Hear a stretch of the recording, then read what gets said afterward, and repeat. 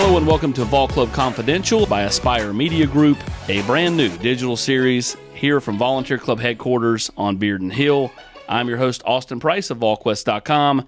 What an exciting time on Rocky Top. Tennessee 8-1, number 5 in the college football playoff rankings. Tough loss last week to Georgia, but Tennessee will look to rebound this week, get back up on the saddle, and ride against Missouri. That game coming up on Saturday at noon. Last week's first episode with Josiah Jordan James and Cedric Tillman got rave reviews on our YouTube channel with Spire. It was phenomenal. Both kids were outstanding, and we hope to really bring it home tonight with a great guest, that being Jalin Hyatt, for tonight's show. But before we bring Jalin on, and before we talk, kind of in depth about his record-breaking season, we're going to bring in Spire CEO James Clausen. James, big week for you all this past week. Danny White endorses both you and the Booster Club. I know that's something you all been wanting for a while. How big was that to kind of have the backing of the athletic department? Yeah, well, Austin, it's good to be back for week 2 here. But yeah, obviously a big week for us at Spire. The athletic department officially endorses us and the Lady Vol Booster Club, who we have a great relationship with and think they do a great job. And so I think this just allows us to have more comfortability with our donors, and now we can go out and really attack this, and it shows the importance of this from hearing it from Tennessee. So we're really excited. You go back last week, you got the French's mustard deal with Hendon Hooker. Yeah. How big is that, and how much have you seen kind of businesses, whether it be at the national level or locally, reach out through Tennessee's success this fall? Yeah. So obviously the French's deal was huge for us. It's a national deal. It's a big brand.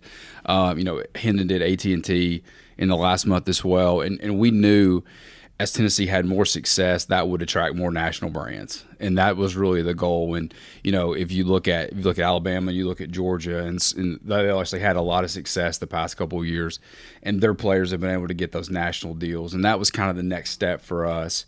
And I think it shows that Tennessee's back in the national spotlight, and so when you attract those brands, it shows that the people are watching. I think we saw 13.1 million watch the Georgia game last week, even though it wasn't the result we wanted. But Tennessee is a marquee brand, and I think you're seeing that in the NIL world.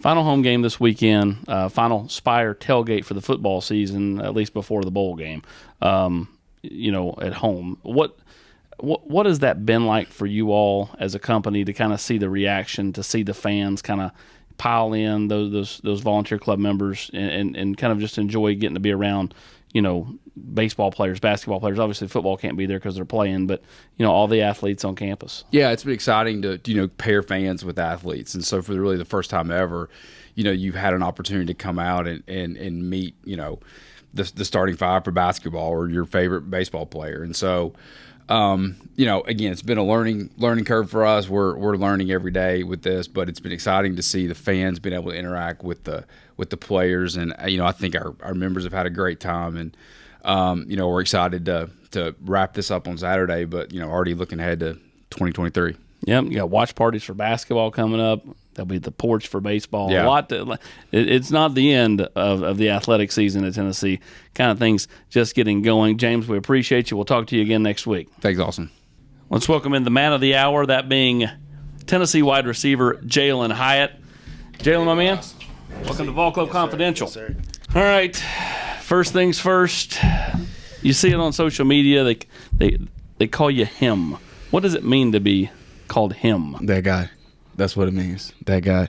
I don't call myself him at all, but when other people say, it's a good thing. That's the best thing about it. But definitely means you're the guy. When you look back at that Alabama game, and I asked you after the game, like, I don't think in your wildest dreams you can ever imagine scoring 5 in one game. Have you taken time to reflect on it, or is the season going by so fast where you don't really think back to it? The crazy thing is like, after one of those games, we come back on Monday and we just totally reset and we're on to the next game. So I never had a chance to actually reflect and, look back and see whatever, what happened and what I did or this or that. But, especially in how and being in the SEC, every game's a big game. So we just try to move on. And so I never had the chance to even reflect and, look back on, what happened that game.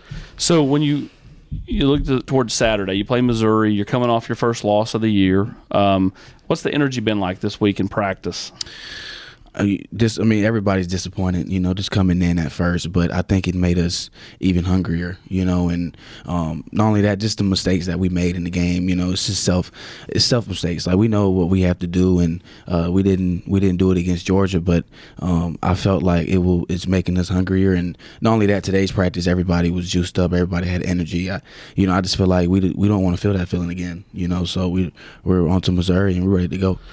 Highest of highs, and then, of course, Saturday can be the lowest of lows. How do you all stay so even keel? Like, it feels like, I don't know if it's you, but I think the other guys, whether it be Hendon, and some of those other leaders on the team, they are kind of steady Eddie. I think you maybe ride the wave a little bit just because you are so transparent. I mean, you came in there and met with the media, and you're like, that was loud, Whereas Hendon's like, no big deal. I mean, you're a little more wear your emotions on your sleeve kind of guy. Yeah, no, I am. I like to, voice what I think, what happened in the game, and with Georgia, I when you have 9 or 8 false starts, it's just when you're behind the sticks against a team like that with a defense, at their caliber. I mean, it's hard. It's hard, and they got us off the field plenty of times, and our defense made plays for us. We have to execute on offense and have better drives, going against them. But the best thing about it, we have another opportunity, to play Missouri, and we just have to do what we have to do, and just win out and let everything else play itself.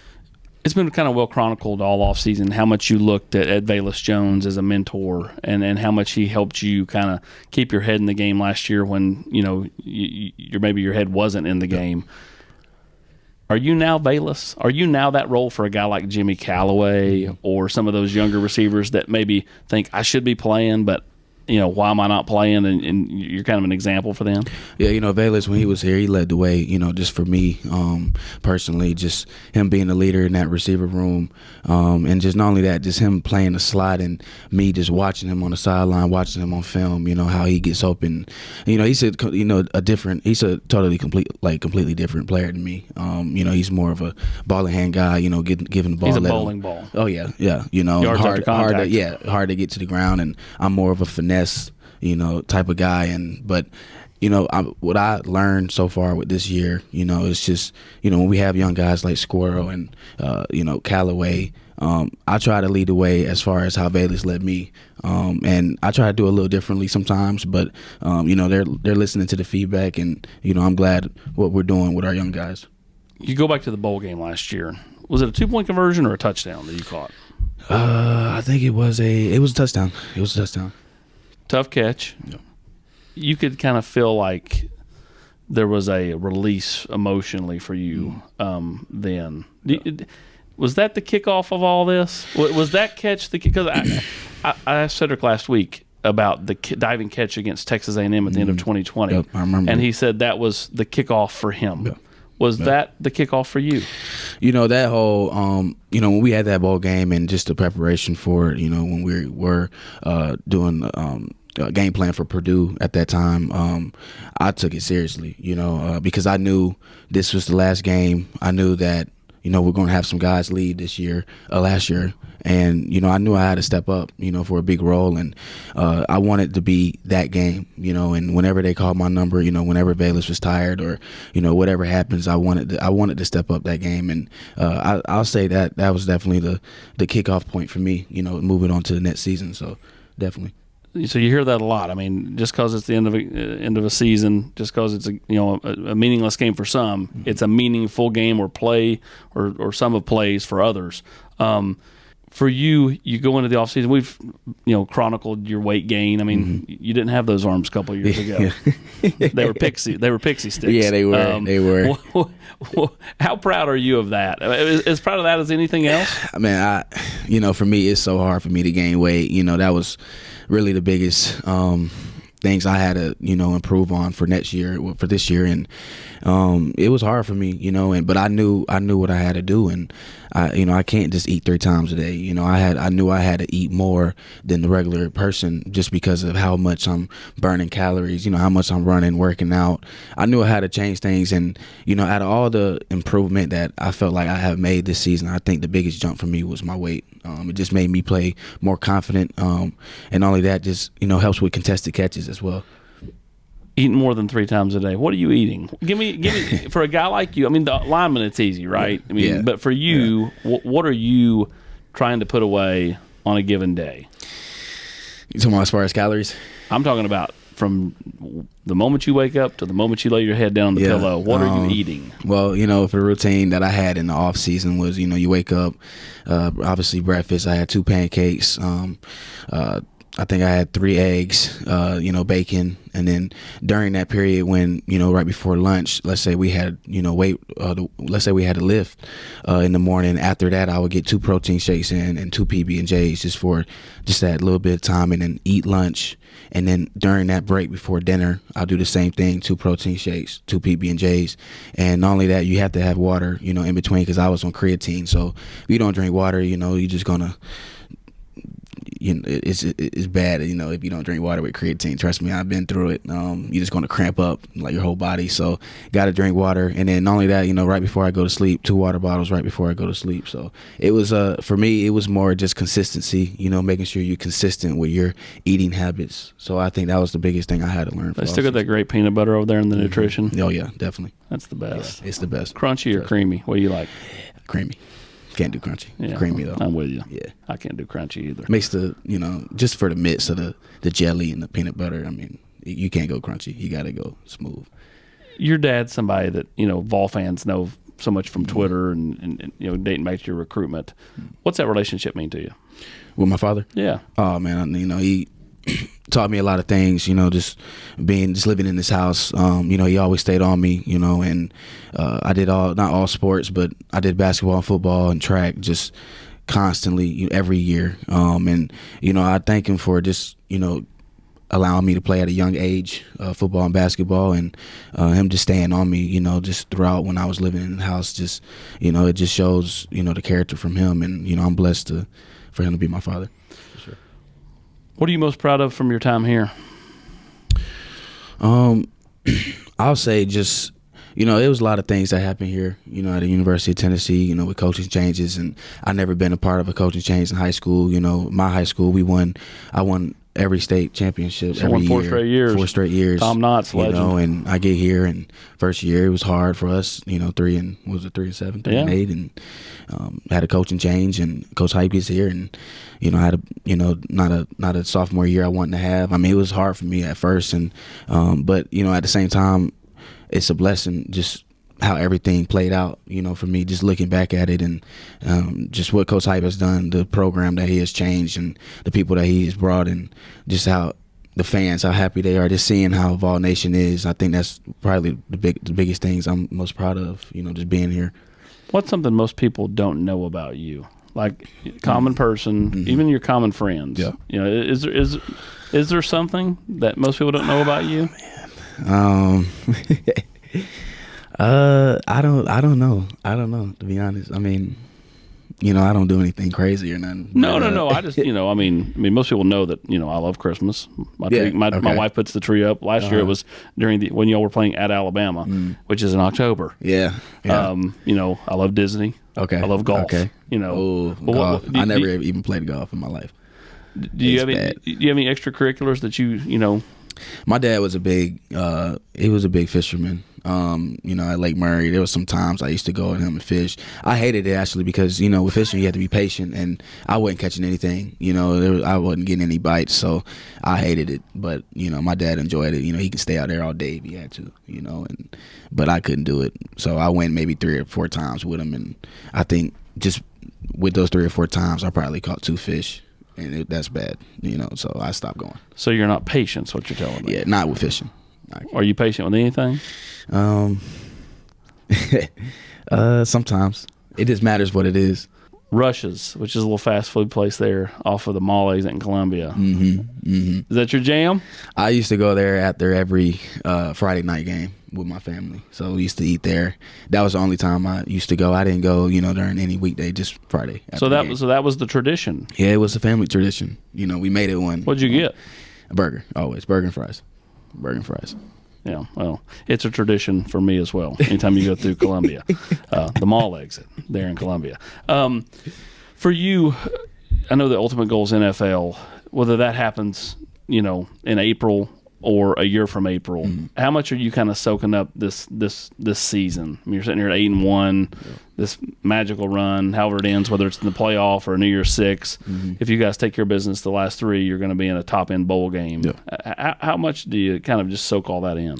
I don't soak any of it at all, just for right now. I mean, once you start looking back and you start seeing what you did, that's when you start making mistakes. That's when you stop being hungry. That's when you stop working as hard as you supposed to work. And I learned that with my sophomore year, so I keep my head down. I don't even look at all the outside noise with anything, because we're not done yet. I mean, we still have a whole another month left of football, and with how college football is, man, anything can happen. I think that's one thing we learned, and we have a team where we know where we want to go, and the common goal is still the common goal. Regardless of the loss with Georgia, we know what we can do offensively, and we know what step we can take to just make our team better. And with Georgia, I just felt like we on offense we wasn't playing our game, and we got to come back with Missouri, and we have to do what we have to do. I don't count kneeling because I think you take for granted where you play, or you don't think about it. Best road place for you to go play, I mean, that you've been to this point? Well, I'll say LSU because we got them quiet real quick. At first they were loud, Baton Rouge. That was my first time being in Baton Rouge, so the stadium was actually bigger than I thought. But just hearing, just not hearing anything from LSU, and just only thing you hearing is just Vol Nation. I thought that was probably the best moment I had being in the away game. So just seeing our crowd take over a stadium, that was crazy to me. All right, so Jalen's got the best hair on the team. I was requested to ask this. What kind of product you use? See, I actually forgot what it's called, and I apologize for that. I keep forgetting what it's called. When my girl comes over, she's the one that washes my hair. I don't wash my hair, so she knows all the names to it and all the steps to it, but I don't wash my own hair. Man, that must be nice. Yeah, I get my wife to do that. Yeah. Am I allowed to say all that? Okay, you're good. All right, it's all good. All right, perfect. So, favorite route to run? Ooh, favorite route to run. I actually say a slant because with a slant, if it's the right coverage or if they take the wrong angle, like the Akron game, it's gone. You turn into a track meet at that point. And the go balls to me, those are easy. Digs, those are easy. But the slants, those are the ones where you can take it. You can take a 98-yard touchdown, to the crib, just based off just catching the ball 3 yards and just run. I love those plays. You had 5 touchdowns against Alabama. Favorite one? My favorite one, I'll have to say my favorite one out of all those were I ran the corner go. We were at the 30-yard line going in, and I had a corner go on number 2, and we had the perfect scheme for it. They went man, and I seen where his leverage was at. I knew it was touchdown, and I think Hook knew it too. Just based off coverage, we had him. When you guys are clicking, and you've got you and Brew and Cedric, and then Mel too, like, is there kind of a look at me?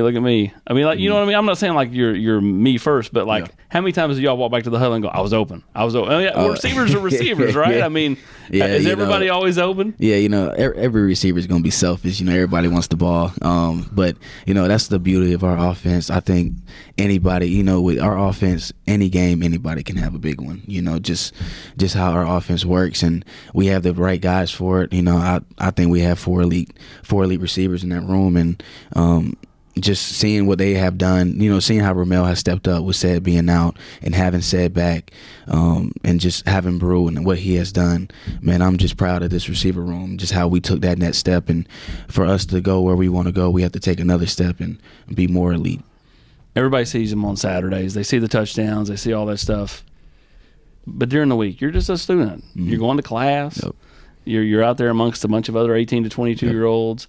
What's this run been like as a student, to go to class and to have your fellow classmates be sitting there talking to you, congratulating you, picking your brain, doing math homework together, whatever? It's fun at first. But I mean, there's one time I went to class. This is after the Bama game. I went to class and they canceled class. Time I got there, time I got in the room, they said, my teacher was like, oh, you scored 5 touchdowns, and I think the class should, take the day off today. And we all left, and everybody thanked me for that. I never have had that happen to me ever in my life, but we got the day off on that day. So hey, it's always a good day to have a day off in class. So now the goal is to catch 5 more touchdowns every week. That's the goal. Yeah. The academic side, you have the Thornton Center. Yeah. Is that something you enjoy? I'm not saying I only go there once a week. It's only for 30 minutes on Wednesday, so I enjoy it. But I mean, I don't mean the Thornton Center as something you enjoy. I mean, just the academic side. Do you like going to class? I mean, man, not everybody likes going to class. Yeah. There were classes in college that I was like, ugh, do I have to really go to this? Mm-hmm. My days to Tuesdays and Thursdays. So today, it's hard on me because I have 2 hour and 30-minute classes. So it's just because I have to do that. And after that, I have meetings. And then that's when I'm done. So, Tuesdays and Thursdays is always my, one of my longest days. But, I actually enjoy going to class. It's not bad for me. I love it. Kelsey Pope, seems like just resonates with the receiver room. Yeah. What is that like? And why do you feel like that he is able to kind of connect with you guys? I think because he keeps it real. He's not going to lie to you in your face. He's going to tell you the truth. Another reason is because he played receiver before, so I think he automatically has that connection just being a receiver, when he played. And not only that, it's just his connection with our guys. I mean, everybody in that room loves him. It's not one person that dislikes him because he's going to keep it real with you. He's going to tell you if you did this or that, or he's going to tell you, what you did wrong. And sometimes that's what you need in a coach. You need the truth. And he tells us the truth and tells us what we need to work on, for us to better our games. And I think that's why we have so much respect for him in that room. All right, so everybody's talked about Chad Johnson, Ocho Cinco, and came in, brought his daughter in on the visit, for her college. And he's obviously connected well with you. How neat is that? Because, I mean, I know that's the goal is to get to that point where you become, that NFL player. Yeah. But to have somebody that's well-respected out there, reach out and show admiration for your game, how big was that? Yeah, it was very big. I mean, it really just started right after the LSU game. I didn't know he was coming to that game.